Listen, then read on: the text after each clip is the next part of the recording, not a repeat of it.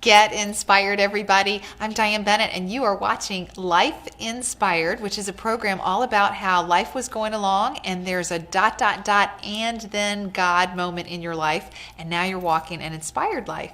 And what does that look like for different people? So we've got great guests on the show, and you can watch old episodes right here on YouTube or inspiredhomes.com or our Facebook page, Inspired Homes Facebook page. So we'd love for you to share it. We ask that you would like us and follow us and subscribe to us, because that just helps us get more programs out for more people. And I want to share today's story is our beautiful guest, Shanna Shlink, which is kind of a hard name to say. Yes. But it's a very beautiful name to go with a beautiful Thank you. girl. Thank you. So I don't know about your turning point. What can you tell us about, was life going along before your ... moment? What was life like? So I grew up in a Christian household. Okay. And I moved away from my parents' house 2 weeks out of high school. Okay. I decided to go to college for baking and pastry arts down in Louisville, Kentucky. Ooh. And it was like a quarter schedule. It was all year round schooling. So I started right in June. I graduated May and then moved and started in June. Wow. I actually stopped going to church when Okay. I was in college. I mean, I joined a Bible club, but I was not devoted. Just not interested. Yeah, I just kind of straight off path. And then I graduated and I met a boy. Him and I were serious. I actually moved in with him in 2014. Okay. He was a soldier, and I moved down to Clarksville, Tennessee. Okay. And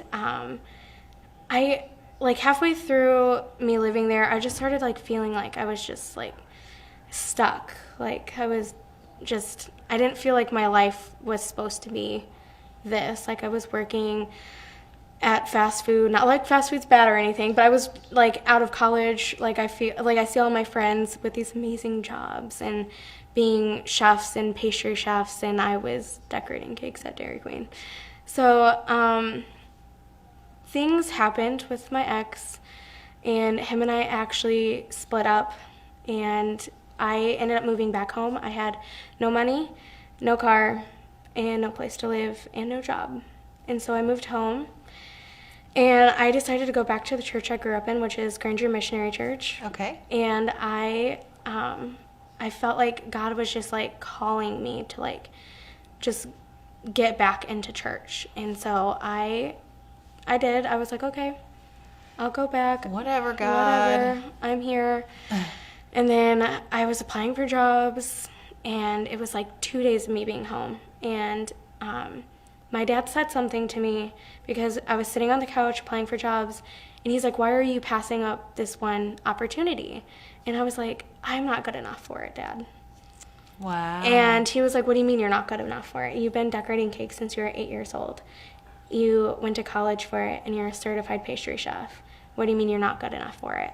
And I was like, Dad, what if I'm not it? And he was like, okay, you go do the interview. The worst case is you just keep searching. Right. He's like, apply for it. So I applied for it the next morning. I think this was 10 p.m. at night. The next morning at 8 a.m., I got a phone call from this place, and they were like, we want to interview you. And so I went in, and then 2 days later, I started. Wow.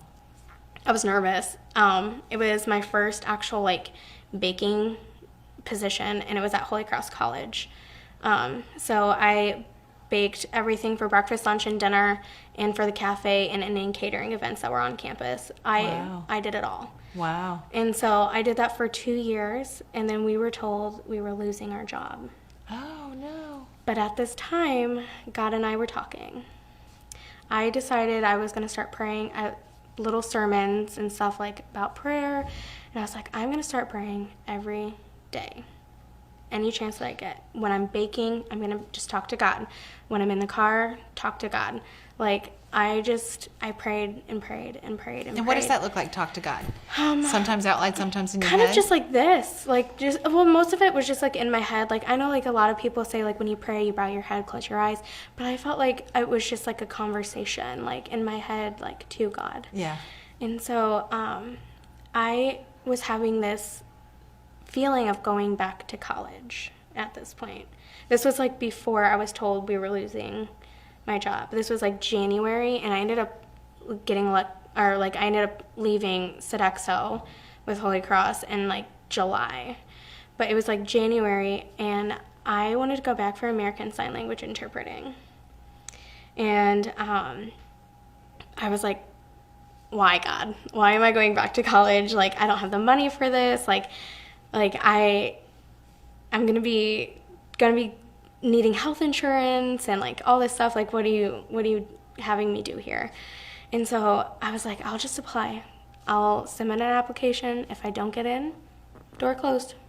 If I get in, I'll figure it out. And so I applied. I took a tour around Bethel because I actually never been on campus at Bethel. Okay. I had tons of friends that worked there. Never been. Okay. So I did a tour. I got hand-delivered my acceptance letter the day that I did the tour. Wow. And then I was like, okay, God, I'm in.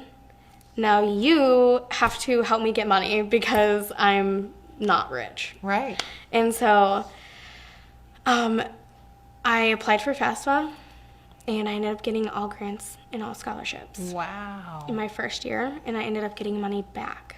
Wow. And the second year, same thing.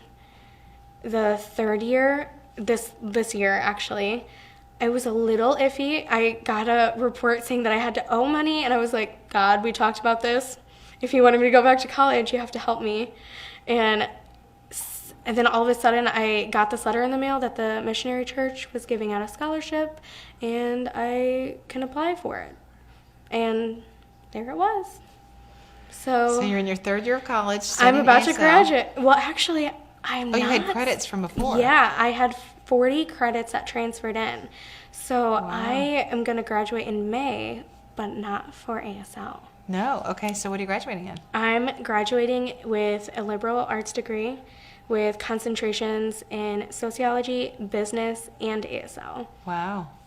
It switched around the same time that the ASL department was switching their staffing and all that stuff. And I just felt like it was like God telling me, like, just go a different path. Like, I, again, was praying to God, like it was coming to the point where, like, I knew that I couldn't do my internship because I had to work. Like, I didn't know what to do. And, like, God opened up doors. He opened up the door for me to get a job with Notre Dame because that's where I'm at now, is with Notre Dame. And you're doing pastry work again. I'm actually not a pastry chef for Notre Dame. Oh, what do you do? I cook for Notre Dame. Wow. And I also, Holy Cross has a coffee shop. Wow. And I work the coffee shop at nighttime. Okay. Yeah. Cool. So it's been different because baking and cooking are completely different things. Absolutely. But I love it. I love working for Notre Dame. Cool. And it's just like, I felt like everything from when I was in college originally back in 2011, 2012, and just living on my own up until 2015, I just felt like I was, like, lost. Like, I was just wandering. And, like, I just didn't feel, like, complete until I, like, finally devoted my life to God and, like, getting on his path and, like, praying about things instead of worrying and, like, trying to figure it out myself. Like, I kind of just was like, okay, like, you're in control of me. Let me, like, you help me get this figured out instead of me, like, constantly, like, how am I going to get things paid? How am I going to, like, I just know it's going to all work out at the end. So now you're wearing a shirt that says seek discomfort. So why does your shirt say seek discomfort? You said it has to do with your story. So it kind of started back to when I applied for the baking position at Holy Cross College. When my dad was just like, he just kind of told me, like, just apply. Like, you might not feel like you're good enough, but you're good enough. And it just started making me realize that, like, we tell ourselves all the time, we're our biggest bullies. And Absolutely. So I just, all the times I tell myself I can't do this or I'm not good enough. Like, how many closed doors did I close on myself where I could have, like, had this amazing opportunity, but I shut it because I was just like, I'm not good. Right. So I decided to start, back in 2015 when I got the job at Holy Cross, I decided to just if I said I can't, I have to do it. If I Oh. didn't think I was good enough, I have to do it. And so I decided to write a journal and write down goals or things I wanted to like pursue, things I wanted to do, and just try to like check them off periodically. And my first thing I put on my list was go to Hawaii. Wow. Yeah. And 2016, I went to Hawaii. Wow. Yeah. Crazy. And so I just decided to kind of step out of my comfort zone and do things that I wouldn't normally do. Right. And so there's actually a YouTube channel called Yes Theory that their motto is seek discomfort. And they just challenge people to step out of their comfort zone and to just do things that you wouldn't otherwise That's awesome. do. So I always like to ask, how do you stay connected? So how do you stay inspired every day? Is it the talking while you're working? Is that how you stay inspired? Yeah, I do have to say it's hard. It's a struggle. We're not perfect human beings. But I think the fact that, like, I just have, like, a good support system and, like, I love my church home. I love the people at my church. And I think it also just being able to, like, see the little things that, like, I was actually talking to my friend about this the other day.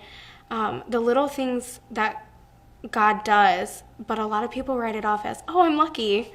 And it's like, that was God. Right. Like, so I just try to, like, think that everything that is good that happens is, it's God. It's just a hug. Yeah. Yeah, we call them God sightings. Yeah. Well, God That's basically sightings. it. Right. Yeah. So anyway, well, thank you so much for being here, Shanna. We're so grateful for your story.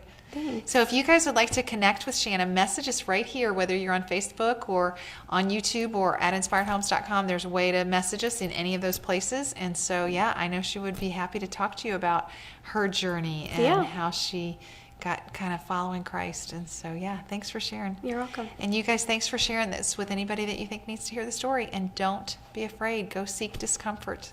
Y'all have a great week.